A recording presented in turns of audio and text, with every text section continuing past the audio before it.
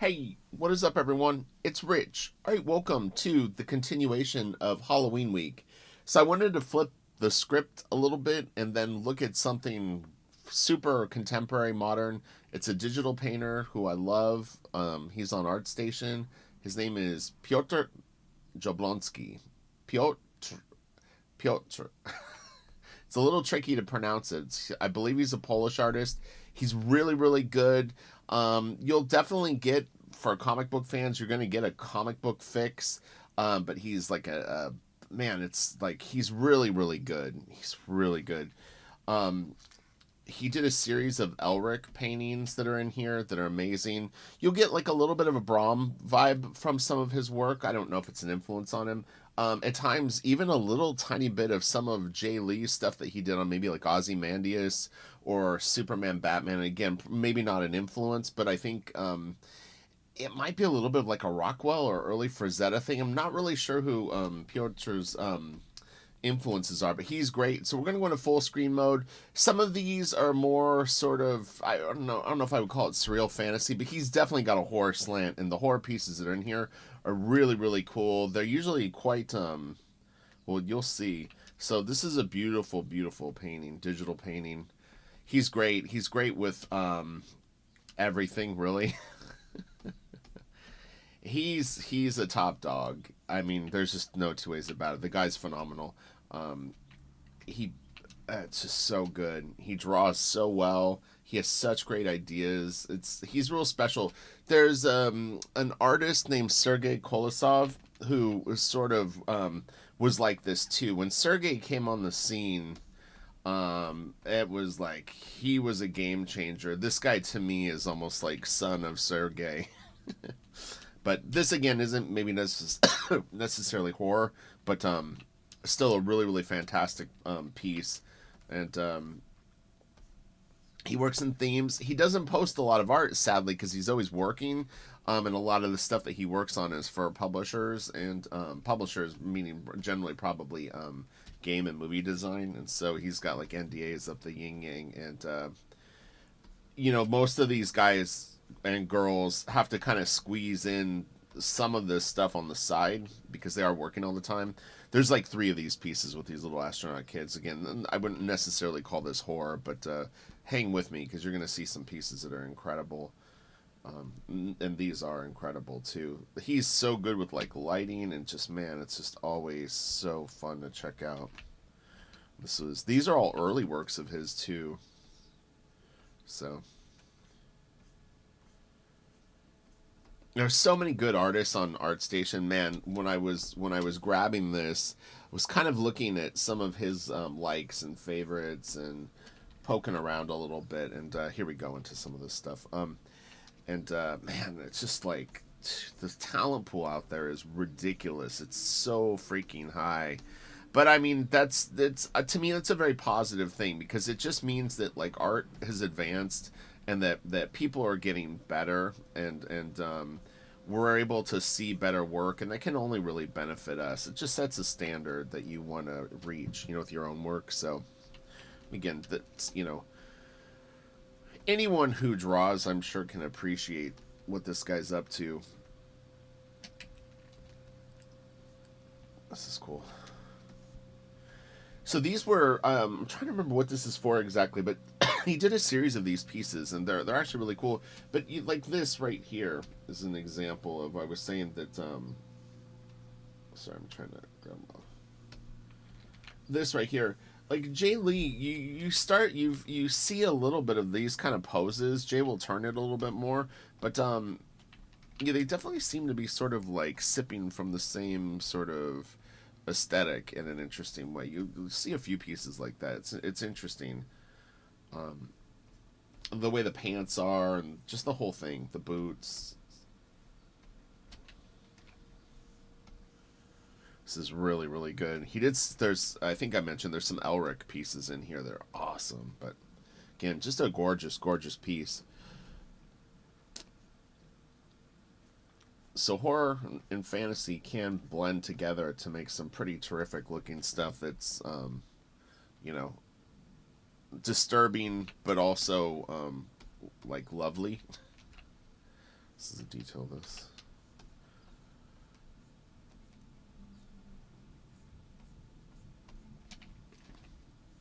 These are really cool, and these are fun because they're like kind of abstract a little bit. I've got quite a bit of a glare on my screen right now, but I love the juxtaposition of this. I believe it's a window. It's a little, like I said, there's a lot of glare, and then maybe this is like a door or another window, but yeah, just how everything is sort of twisted and turned. I think the shapes are really great. This kid with the rat is pretty creepy. It's interesting that he has the albino rat, and then the other ones are black rats, but man, this is just a beautiful painting. If you like this, there's a traditional painter. I'm gonna forget his name. Jeremy Geddes. I think that's his name. He's really good. He does like astronauts, sort of like flying through like cities and being bopped around by them. This is great. Fuck, man, I love this freaking piece. Man, this is so badass. But to me, this is interesting horror. This feels a little different than a lot of the stuff that I've seen. And I talked about like how I do feel that in some ways, obviously you can do horror that's got all the things that you would expect to see in a horror piece. But it's fun to see someone who uses space, color, positioning of the figures, size of the figures in different ways, and you get these images that feel fresh. I mean, I think that that's exciting. But yeah, this is terrific.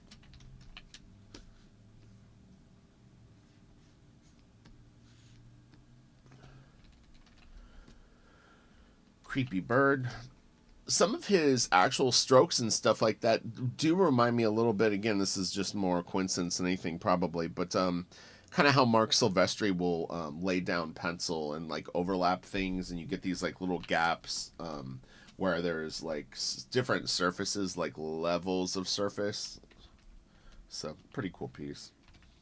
This is really, really cool. So this is one of the Elric pieces, but man, it's crazy. Zoom in more. Bigger is better, as we always say. But yeah, I mean, I think for me, there's a lot of concept artists that I like, but this guy definitely in the last like 5 or 6 years has kind of been a standout for me. And again, his gallery is very small considering even how long I've been following him. Maybe like 25 new pieces have gone up, so he clearly is quite busy with work. But good for him. This is awesome.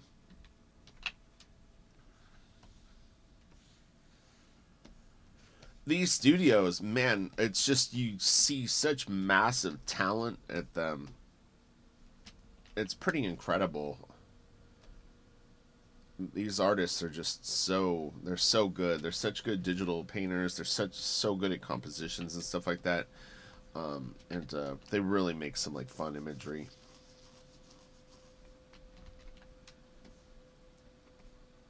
Again, I love the cartooniness of his figures. They have a lot of energy. Their proportions are interesting. They're, pretty identifiable to him. Ian McCaig sort of has characters that have sort of the same proportions, which is they're generally kind of stretched out, real long legs, tiny heads.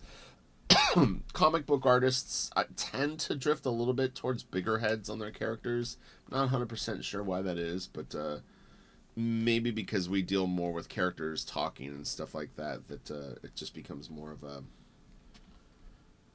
focus for us. But this is really cool too.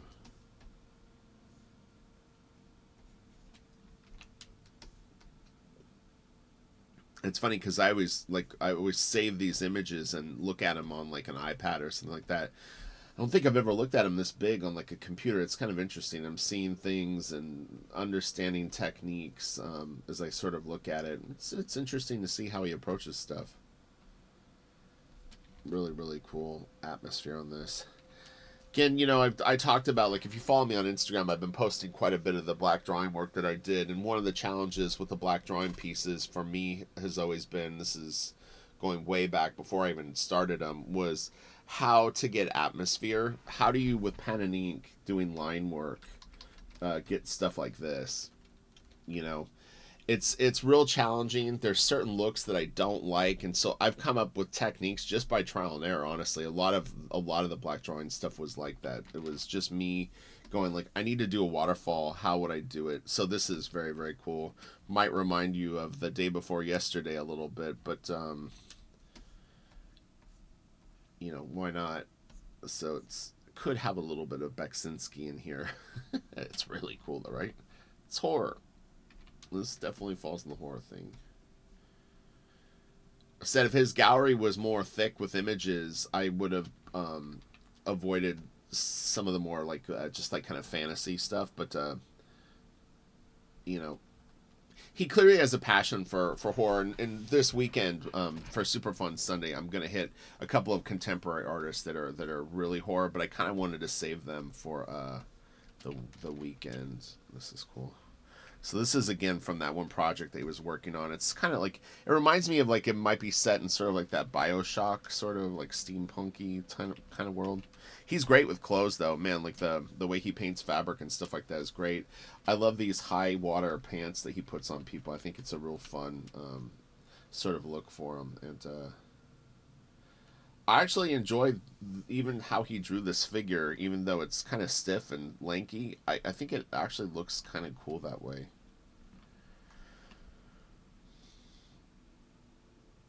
But yeah, these are fun.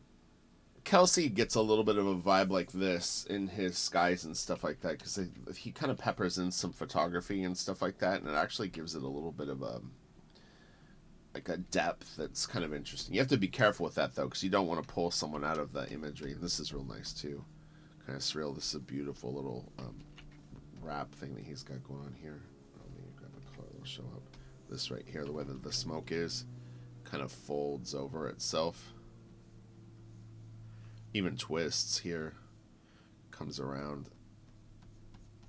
Really nice. I'll let you see that now without my writing on it. But yeah, if you look at the smoke, how it twists. I remember, it was funny is I remember when J. Scott Campbell kind of got turned on to J.C. Leyendecker and he keyed in on J.C. Leyendecker's smoke and the ribbons of smoke. And you see him pretty much immediately start to incorporate it into whatever he was working on at the time. I can't remember if it was Gen 13 or Danger Girl, but kind of interesting. This is cool. Again, probably a little more fantasy than horror, but I don't know. This is kind of horror. I actually was having some crazy dreams last night. All the horror was seeping into my brain. It's like I don't usually have dreams like this. What's going on? This is scary. Waking up afraid. Here we go. Look at this. Man, this is so good. I love how this building looks. I love this right here too. Again, I'm trying to figure out how to get this done in pen and ink. Pink, we'll call it, without using wash and stuff like that. Like I said, I created a little bit of a rule book, but it's one of those things. Sometimes rules are meant to be broken if you can't get the look you want. So, but yeah, I really love the way that this is lit. It's just such a great piece, and it's got a great abstract read as well. But man, it feels right out of like a claymation weird movie or something.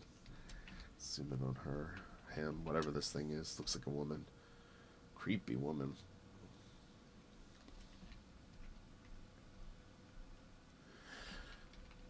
We're getting to the good stuff, friends. This is cool. See a lot of stuff like this on ArtStation, but it's a nice piece. Destiny by Bungie. So clearly he works on that. Look at this. This is an Elric piece.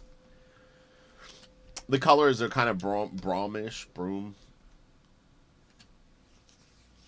but I mean they're pretty standard traditional painting colors too. Man, it's sick. Yeah, hopefully a few of you haven't seen this guy's work, and if you haven't gone to ArtStation, and especially if you're an aspiring artist, like definitely check it out. It's gonna like if you're kind of a beginner, it may overwhelm you a little bit, but just know that look, all those people started at some point too, and the only way to get better at it is to work on it, take your lumps, and then try to just improve. That's it.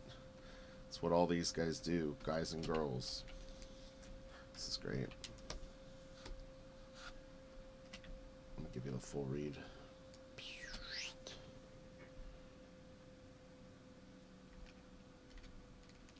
This is a second iteration of a piece. You'll see the next one that I go to will probably be the one with the figures on it, but this is kind of the environment of the piece.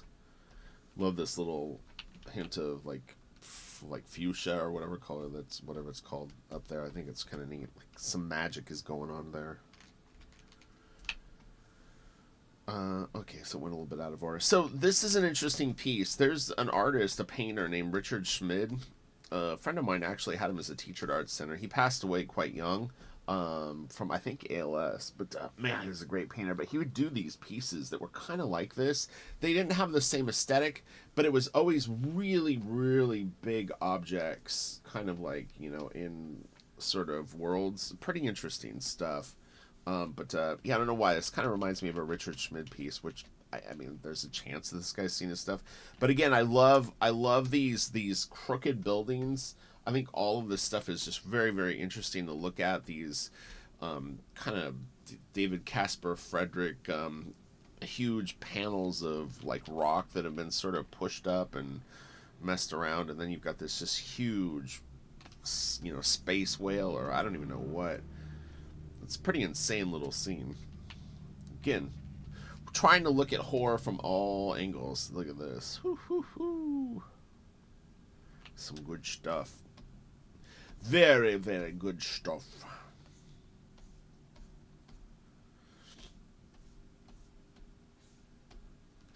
Yeah, this guy's pretty special, I think. I feel that he is. Oh, this is great. Look at this thing.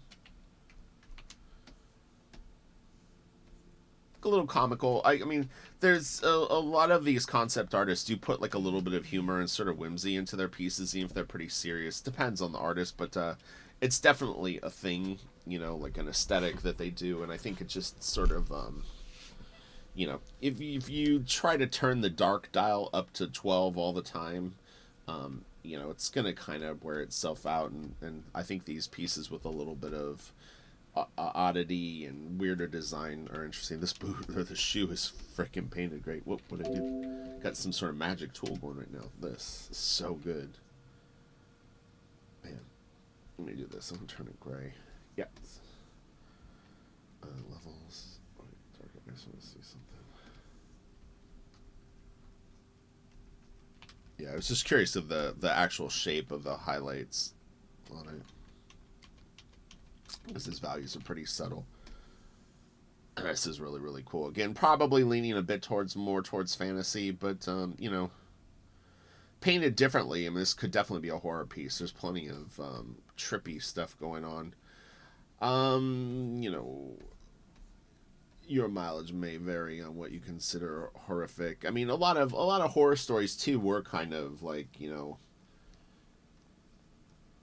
man, this could be a future planet or something like that, with these huge Neanderthal cave people.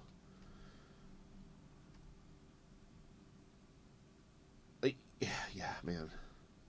See, it's interesting because we've talked about this on my channel on and off for a while. I know Kelsey and I have discussed it in videos, and people have asked me, in particular about comics, this stuff reminds me of Jay Lee too, a little bit. I don't know what it is about it, but it just has a little bit of a Jay Lee vibe. But the two questions are like, can you go just from pencils to colors, and is that enough of an oomph for comic book art, which generally is inked, and it just seems to have more of a presence on the page when it's inked, and there's jet black ink, and it depends on the artist, it depends on the colorist, it depends on how the pencils are processed.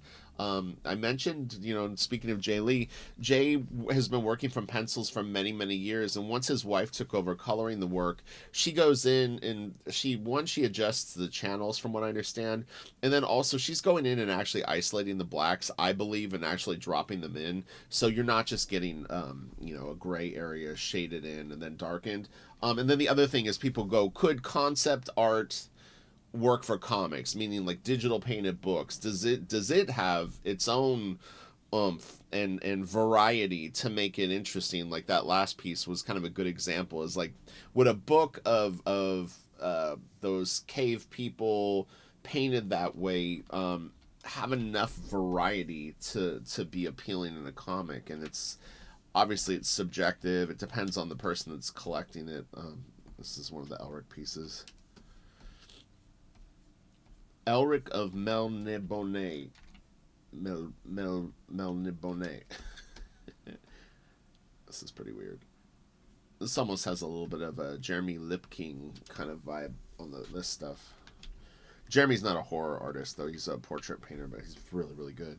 This is cool. So, again, this is from that project that he's been working on.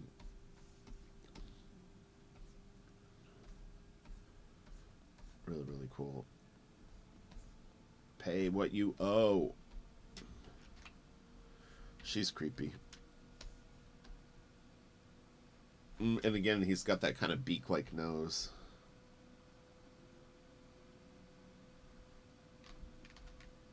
And these are the people. This is a detail from that one piece.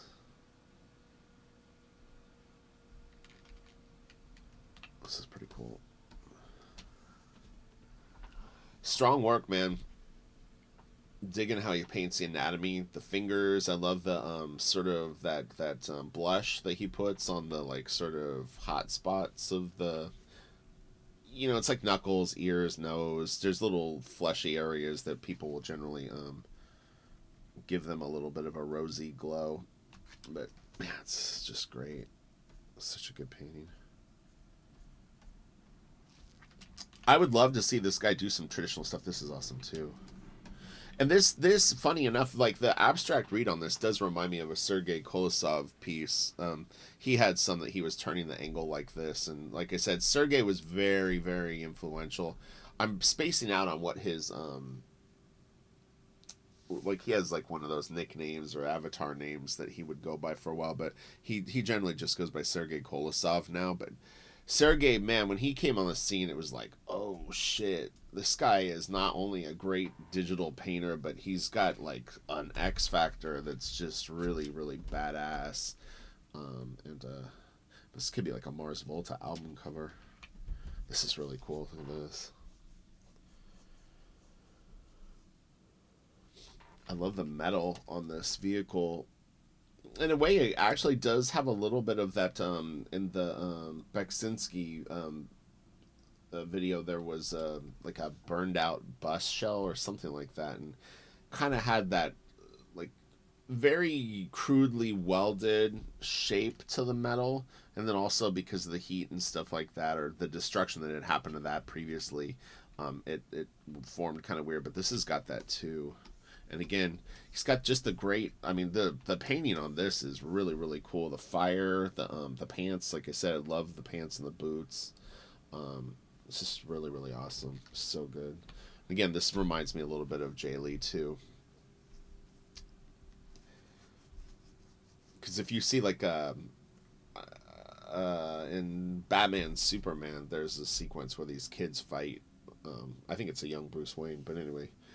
Like kind of like the proportions and stuff are the same, real skinny arms, and he even kind of gave them a little bit of like a 1920s kind of sort of vibe, which these kids have too. The haircuts are old school, you might say. This is really good. Look at this guy.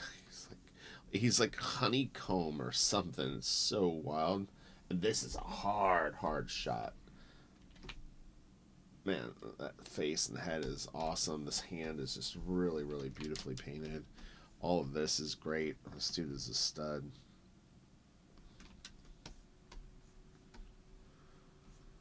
Man, it's so good. But like this. So like this is an example. Could you do a comic, like a graphic novel in a style like this, and would it be dynamic enough throughout the book to appeal to a normal comic fan, whatever that means? So that's another question I've been asked before, and that we've kicked around as just a topic. I believe that it could. I think that it definitely helps if you have more traditional drawings under it, though. But I think some of this look could carry over. This is really great. Man, it's just insane.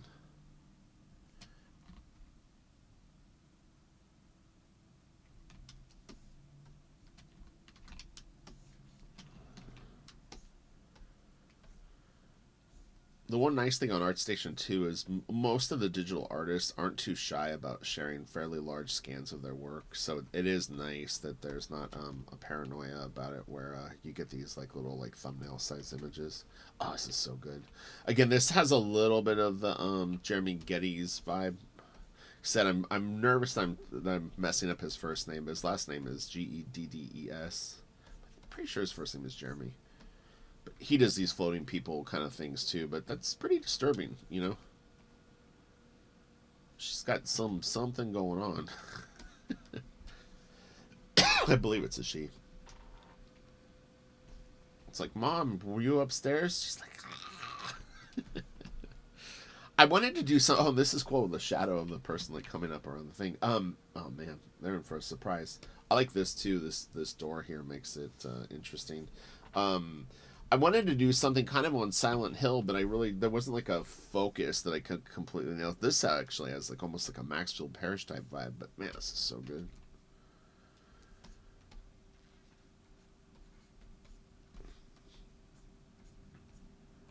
Great hand gestures. It's just all really, really good. He's got really good taste.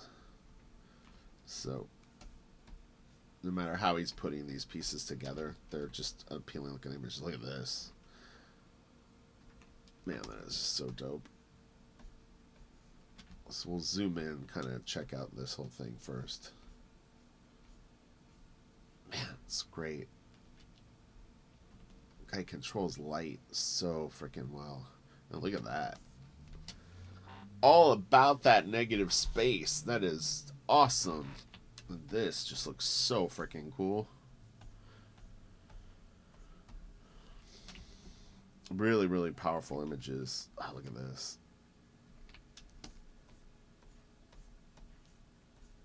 Yeah, so I mean, I'm enjoying looking at this. It's quite different. You know, like I said, it's testing the bounds of horror, you might say, in terms of a parameter, but I don't mind. I don't mind. This is cool.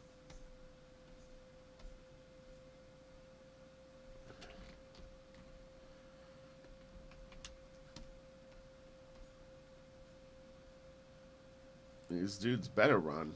Whatever this thing is, looks like trouble. And this is nice. This is Legends of the Cryptids. This is from 2013. This guy did this. Can you imagine what his powers are at now?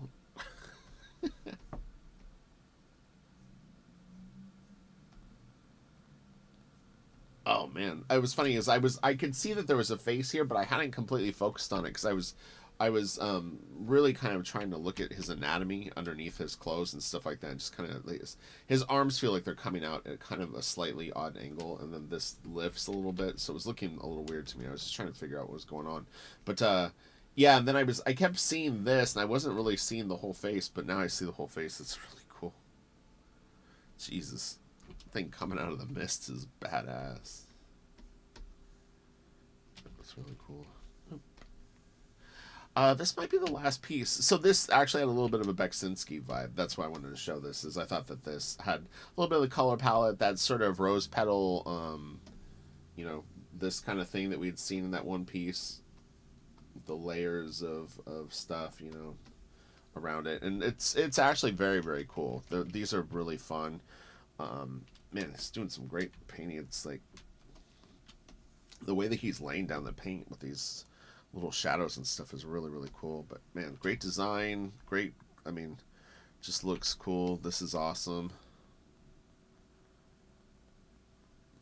Just really really neat.